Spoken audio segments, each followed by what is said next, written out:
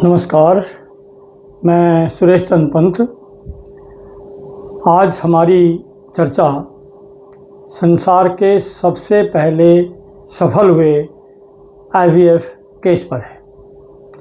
12 नवंबर 1977 को रात के 11:50 में वैज्ञानिकों द्वारा, डॉक्टर्स द्वारा एक महिला के गर्भ में भ्रूण का स्थानांतरण किया गया, जो बिल्कुल सफल रहा। निश्चित समय बाद एक कन्या रत्न का जन्म भी हुआ। हमें उन वैज्ञानिकों को, उनकी कर्मठता को, उनके पूरे टीम को, उनके जज्बे को नमन करना है। साथ ही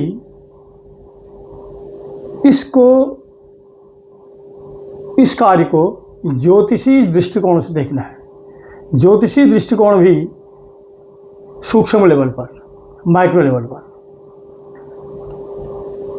इसके लिए हम गर्भाधान मुहूर्त का ही प्रयोग करेंगे, क्योंकि वास्तव में है ये गर्भाधान ही।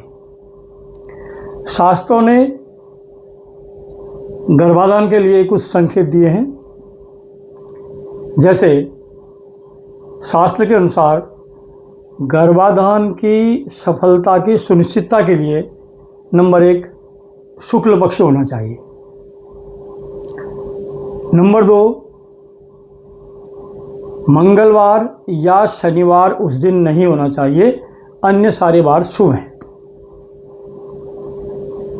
तीसरा, तिथि में रिक्ता तिथि नहीं होना चाहिए, अमावस्या नहीं होना चाहिए, पूर्णिमा नहीं होना चाहिए। और होना क्या चाहिए? प्रथमा, द्वितीया, तृतीया, पंचमी, सप्तमी और दशमी, द्वादशी, त्रयोदशी, ये शुभ तिथियां हैं, और जो छोड़ दी गई हैं इस कार्य के लिए अशुभ है। नक्षत्र उत्तरा फाल्गुनी, उत्तराषाढ़ा, उत्तरा भाद्रपद, रोहिणी होनी चाहिए।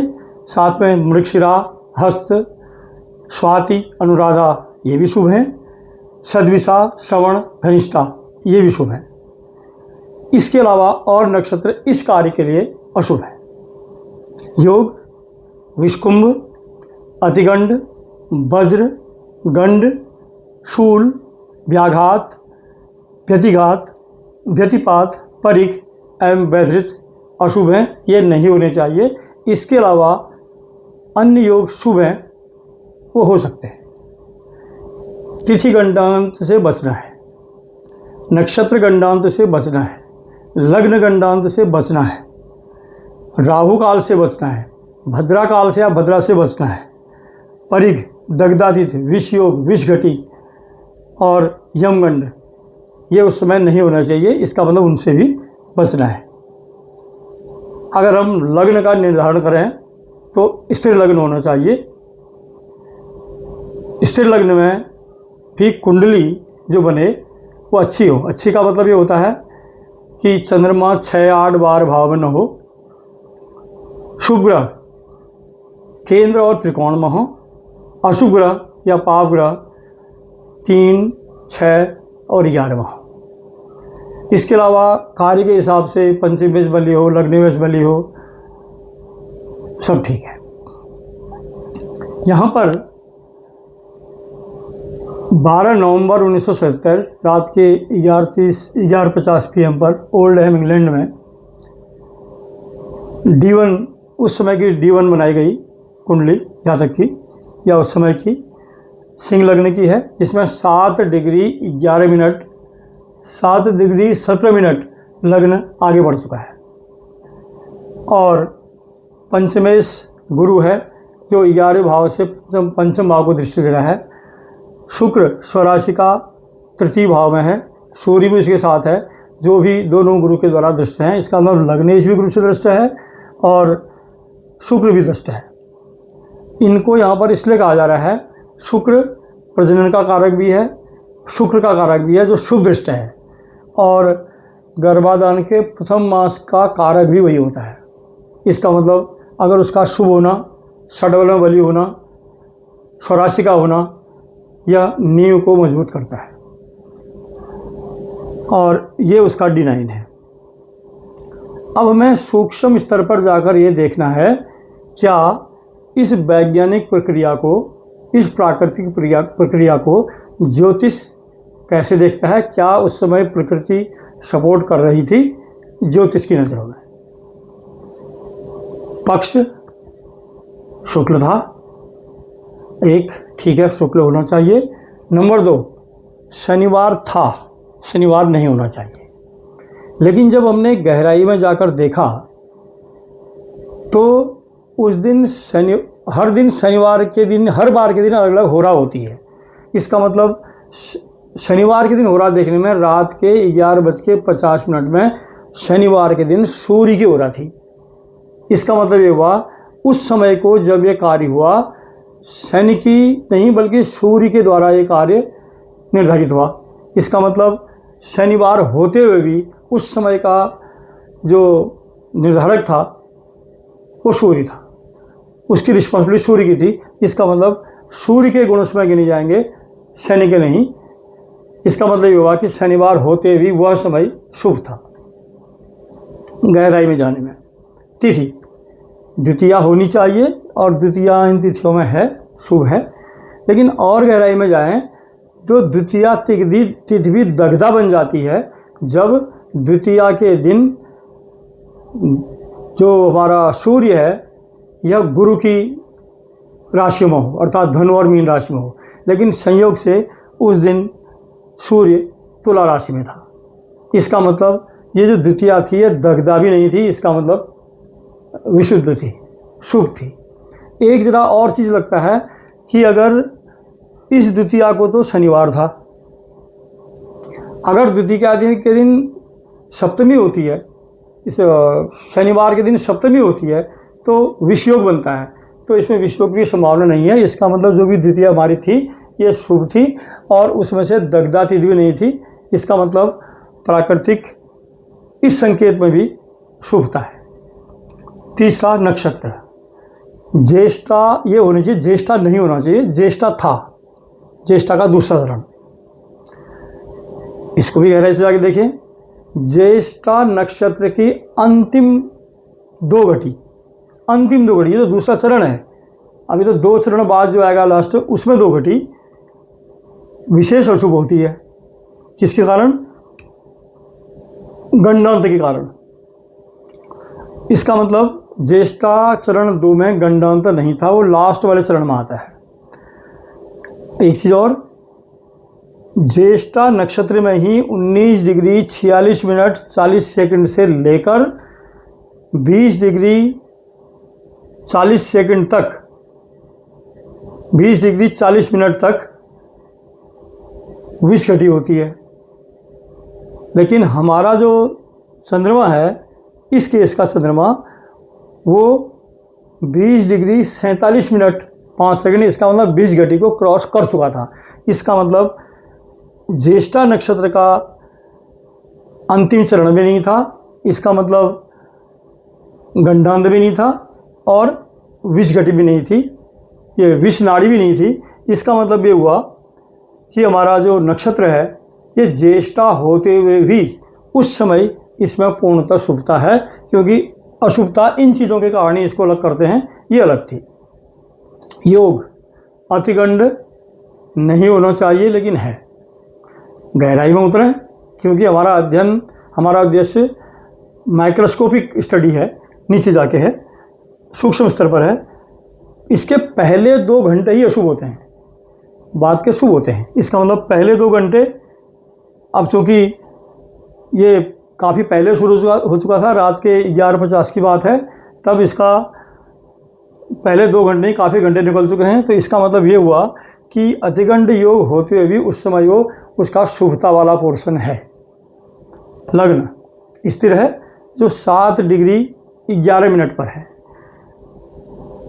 इस स्थिर लग्न में, सिंह लग्न में भी पहले 12 मिनट इसके लग्न गंडांत बनाते हैं, मतलब लग्न को अशुद्ध कर देते हैं। लेकिन ये पहले 12 मिनट से बाद की बात है, क्योंकि 7 डिग्री 11 मिनट जाना, एक लग्न 30 डिग्री का होता है, 30 डिग्री को क्रॉस करने में लगभग 2 घंटा लगता है।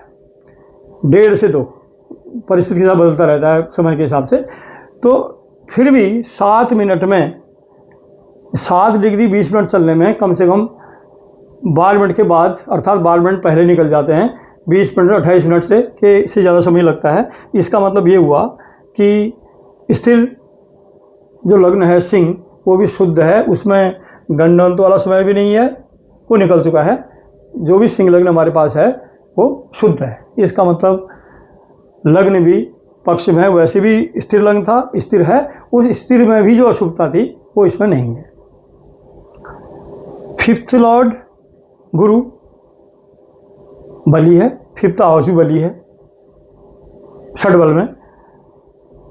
प्रजनन का कारक शुक्र स्वराशि का भी है, स्वाति नक्षत्र में है, षडबल में बली भी है और शुभ ग्रह से दृष्टि भी है, जो प्रजनन का कारक भी है और शुक्र का कारक भी है। लग्नेश भी शुभ दृष्ट है, शुभ संकेत है। राहु काल नहीं है, ये सुबह ही आ गया था। विष्टिकरण नहीं है तो भद्रा नहीं हो सकती। यमगंड भी दिन के पहले आ गया था, आधे दिन में ही। परिग भी नहीं है। दग्धातीत ऊपर द्वितीया में कर दिया। उस दिन द्वितीया के दिन अगर गुरु के राशियों में अगर सूर्य का परिभ्रमण होता, सूर्य होता तो उस समय ये दग्धातीत बन जाती, लेकिन ऐसा नहीं था। विषयोग भी नहीं है, दिखाई दिया इसमें, और विषखटी भी नहीं है। इसका मतलब ये सारी हमारी शुभताएं हमें सूक्ष्म लेवल पर जाकर मिल रही हैं। योग निशा भद्रा में सिद्ध है। भद्रा ये बुध और शुक्र की दशा होती है जो योगिनी के हिसाब से। इसमें देखने का एक तरीका, ये सामान्यतः ये दशा शुभ होती है, लेकिन फिर भी एक संकेत शास्त्र क्या है कि अगर ये अपने कुंडली के भाग्य से अगर ये दोनों ग्रह शुभ स्थान पर हों, मतलब उसके साथ शुभ योग बनाते हों, तो दशा शुभ जाती है। तो ये अपने लगने से ये 9 में से 1, 2, 3, 4, 5 चौथे और 5वें स्थान पर हैं, जो उससे अशुभ नहीं है। इसका मतलब विंशोत्तरी दशा के योगिनी दशा के हिसाब से परिणाम शुभ आने वाला है। विंशोत्तरी दशा के हिसाब से बुध में शुक्र की दशा है, दशानाथ बुध है और अंतर्दशानाथ शुक्र है। ये दोनों ही लगने से, ये जो शुक्र है न तो लग्न से और न दशानाथ से 6, 8, 12 भाव में है। इसका मतलब इसकी स्थिति भी शुभ है, परिणाम इसका भी उचित मिलेगा। एक और तीसरे भाव में, अगर इस कुंडली के हिसाब से तीसरा भाव देखें, इस भाव में गुरु और शनि की दृष्टि आ रही है। इसका मतलब यहाँ पर कुछ होने वाला है। अगर ये किसी जातक की कुंडली होती तो तीसरे भाव में जो भी कारक हैं वो एक्टिवेट होते। जैसे छोटे भाई बहन का भी एक कारक हो सकता था, सास का भी हो सकता था, आदि आदि। एक यहाँ पर बात खत्म। दूसरा, ये इस पंचम भाव से एकादश भाव है। इसका मतलब पंचम भाव की कामना का भाव है, पंचम भाव की इच्छा का भाव है। पंचम भाव की इच्छा में इन दोनों का आशीर्वाद पहुंचा हुआ है, गुरु और शनि का। इसका मतलब इस भाव की इच्छा की पूर्ति, इस भाव में इच्छा हमारी क्या है अभी, संतान की है, तो इसकी इच्छा पूर्ति का भी इसमें एक संकेत मिलता है। इसमें यह कह सकते हैं कि उस परिस्थिति में जब वैज्ञानिकों ने अपना काम किया, उन्होंने तो अपना काम अपनी मेहनत से किया, उनका मुहूर्त से आदि से संभवतः सरोकार नहीं रहा होगा। अगर वहाँ की परंपरा में कुछ हो तो अलग बात है, लेकिन संभवतः नहीं रहा होगा। लेकिन चूँकि कार्य सिद्ध हुआ तो प्रकृति तो इसका मतलब उसको एक्सेप्ट कर रही थी। अगर प्रकृति एक्सेप्ट कर रही तो शास्त्र के संकेत उसके फेवर में जाने चाहिए। तो ये आपने देखा होगा कि इतने सारे संकेतों में देखा, गहराई में जाके सारे के सारे शुभत्व ही देते हैं, कोई भी उसके एंटी नहीं था। इसका मतलब वैज्ञानिकों के या किसी के भी किए जाने वाले सत्कर्मों या मेहनत का फल देने के लिए प्रकृति भी हमेशा तैयार रहती है। तो इसमें आपने देखा होगा कि वैज्ञानिकों के मेहनत को, उनके परिश्रम को प्रकृति ने भी पुरस्कार दिया है। अगर आपको इसमें कुछ भी अच्छा लगा हो, कुछ भी सीखने को मिला हो, कृपया इसे लाइक कीजिए, अपनी कमेंट्स दीजिए और इस चैनल को सब्सक्राइब कीजिए ताकि हमारा साहस बढ़े, और इसको शेयर कीजिए ताकि अगर ये बात आपको अच्छी लगे तो औरों तक भी पहुँचे। अगर आपको लगे कि इसमें कुछ और होना चाहिए था, कृपया बताएं, या कोई चीज़ आपको ठीक न लगी हो, उसका तरीका और अच्छा आपको कोई और लगता तो कृपया उसे बताइए। अगले वीडियो में साहस के साथ, ऊर्जा के साथ और उसको शामिल करने का प्रयास किया जाएगा। धन्यवाद।